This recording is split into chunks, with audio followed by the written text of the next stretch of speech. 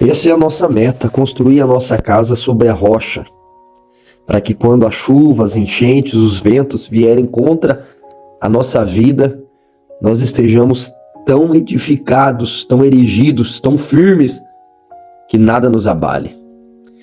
Esse é o evangelho de hoje, essa é a palavra de hoje.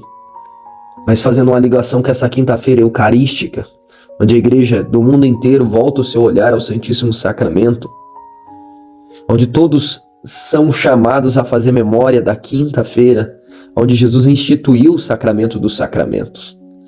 Não tem como uma pessoa construir a sua casa sobre a rocha se ela não for adoradora. Se ela não tiver uma ligação profunda com o Santíssimo Sacramento, com a Santa Missa, que é a oração das orações. O Santíssimo Sacramento é a oração das orações. A Santa Missa é a maior de todas as orações. Então, como que uma pessoa vai combater o bom combate? Como que ela vai vencer todas as guerras se ela não estiver unida ao Santíssimo Sacramento? Por isso que o Santíssimo Sacramento também é conhecido como pão dos fortes, sustento dos mártires. Então, meu irmão, minha irmã, que nessa quinta-feira você e eu possamos nos aproximar com maior reverência a Jesus Eucarístico. É bonito na vida de São Vicente de Paulo que um dia, tendo ele reunido seus sacerdotes, perguntou-lhes: já celebrastes a missa? Conversa de padre para padre. Sim, responderam-lhe todos. Então continuou o santo: de que se trata? É preciso deixar a nossa pátria, nossa família, os amigos, e ir exilados para uma terra inóspita, para falar de Deus aos selvagens, e depois morrer, com toda a certeza longe dos seus. Todos aqueles sacerdotes cheios de Jesus Cristo ofereceram-se logo, e de modo generoso, para aquela perigosa missão de salvar as almas. Seria supérfluo dizer que Jesus Eucarístico é para todos o verdadeiro pão dos fortes, o alimento dos heróis, o sustento dos mártires, o conforto dos agonizantes. Você vê que uma pessoa que ela comunga, ela não tem medo de dar a sua vida. Porque nós sabemos que Jesus no Santíssimo Sacramento, ele está corpo, sangue, alma e divindade. Então tocar no corpo e no sangue de Cristo não é tão difícil.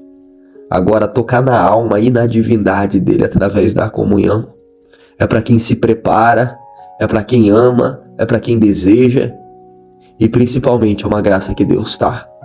Então, quando esses sacerdotes eles aceitam essa proposta de se oferecer generosamente como uma hóstia viva pela evangelização dos selvagens, com certeza eles não comungaram só corpo e sangue. Eles comungaram também a alma e a divindade. A alma e a divindade de Cristo tocava e impulsionava aqueles homens a se sacrificar.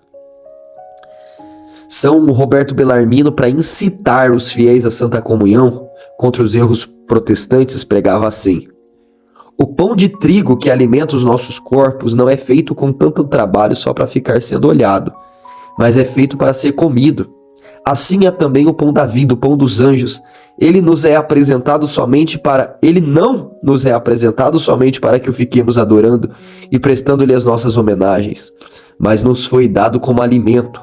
Vamos, pois, a este alimento para alimentar com ele as nossas almas e fortificá-las. Claro que estar na presença de Jesus é muito bom, mas não basta. E às vezes a pessoa não pode se aproximar da Santa Comunhão porque está num pecado que a impede, segundo a doutrina da igreja. E ali ela vai ficando, adorando Jesus, ficando na presença, ela pode, e ali está a força dela para renunciar ao pecado, para colocar sua vida em ordem, para colocar Jesus em primeiro lugar mesmo, buscar em primeiro lugar o reino de Deus, e as demais coisas serão dadas em acréscimo. Quando a pessoa, por mais difícil que seja o estado de vida que ela se encontra, ela coloca o Santíssimo Sacramento, a Santa Missa, em primeiro lugar, as demais coisas são dadas em acréscimo. Deus honra a escolha dessa pessoa por ele. Mas infelizmente hoje o relativismo, a ditadura do relativismo, como bem disse o Papa Bento XVI, ela entrou com uma força tão grande que as pessoas elas já não conseguem mais diferenciar o estar em estado de graça para comungar. Então qualquer um vai comungar. Pessoa que está em segunda união, uma pessoa que está no homossexualismo, pessoa que está numa vida que falta na missa dia de domingo, no outro dia ela vai e comunga como se nada acontecesse. O ser humano já não tem mais noção do que é um sacrilégio, do que é uma ofensa grave a Deus. Por isso que é tão importante a gente ir se formando e bebendo de uma fonte sólida, onde não há erro, aquilo que os santos falaram, aquilo que o catecismo da Igreja Católica traz sobre o Santíssimo Sacramento, sobre a Santa Missa, para entendermos a postura que devemos ter diante de Cristo vivo e real.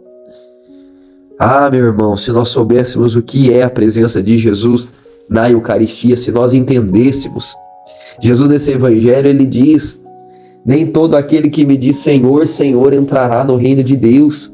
E ele vai mais além, porque ele vai pegar 3 tipos de pessoas que servem a ele aqui. Pessoas que pregaram em nome dele, pessoas que curaram no nome de Jesus e pessoas que expulsaram demônios no nome dele. Esses 3 tipos de ministérios que nós vemos atuando de uma maneira tão grande nos nossos tempos hoje. O leigo, mais do que nunca, até vamos colocar aí 100 anos atrás, o leigo não podia pregar, era só o sacerdote. Hoje até a mulher prega, hoje até a mulher ajuda no altar. Isso era inadmissível na igreja. Você pega as religiosas não podiam sair em missão. Até o Concílio Vaticano, você vê a Santa Teresa d'Ávila, ela não prega, a Santa Teresinha, ela não prega, elas ficam só em oração, reclusas. Hoje já não. As religiosas, até as leigas, não só pregam, como coordenam, fundam comunidades, estão à frente de paróquias. E aí, nosso Senhor diz: isso tem que fazer nós tremermos na presença de Deus. Senhor, Senhor, não foi em teu nome que profetizamos? Não foi em teu nome que expulsamos demônio? Não foi em teu nome que fizemos muitos milagres? Então eu lhes direi publicamente no juízo final, no meio de todo mundo, desde Adão até o último vivente: jamais vos conheci.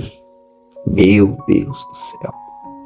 Que palavra, porque muitos começaram no Espírito, mas terminaram na carne. Muitos ali que receberam dons, e os dons são irrevogáveis, Deus deu, Ele não tira. Começaram no Espírito, meu irmão, na adoração, na Santa Missa diária, no jejum, mas foi passando os anos, as missões, a fama foi vindo, e a pessoa não foi mais buscar na fonte, ficou na carne, no humano, no natural. Só que a vida missionária é uma vida dura, mas também é uma vida de muita ali bajulação. Você chega num lugar, as pessoas, elas te tratam bem, te acolhem bem, você fica numa casa boa. Se for famoso ainda, não fica nem em casa, fica em hotel, come do bom, do melhor. Só que o profetismo e a verdade, a comunhão com Deus e a união com Jesus sacramentado e a obediência à tua voz, é isso que Jesus está falando. Eu não vos conheço, meu filho, você fez tudo isso daí, mas você fez sem estar comigo. Era o meu dom que atuava, mas você já não tinha mais intimidade, união, vivência, radicalidade, desejo de ser santo. Já não me adorava mais, já não me comungava com amor, já não buscava a confissão mais com frequência. Era aquilo que aconteceu com Judas, que comunga Jesus e entra também o diabo. E incita ele a ir trair o Salvador. Santo Efrem diz que quem comunga em pecado comunga Jesus e o diabo. Comunga Jesus para ser sacrificado novamente, o diabo para reinar sobre ele. Então não é brincadeira, meu irmão, essas coisas. Quando Jesus nos alerta a edificar nossa casa sobre a rocha, está em estado de vigilância. Quando a igreja nos convida nessa quinta-feira para estar perto do Santíssimo Sacramento, adorá-lo, comungá-lo, visitá-lo, prestar homenagens, reverências, adoração, não é por acaso. É porque a nossa luta, ela é constante. As chuvas, as enchentes, as tempestades, elas vêm continuamente. Às vezes dá uma cessada, às vezes para, mas logo depois Deus permite a provação, a tribulação, para que sejamos forjados, capacitados para ir até o fim. Que Nossa Senhora do Santíssimo Sacramento nos abençoe nesse dia de graça e nos fortaleça para irmos até o fim, custe o que custar.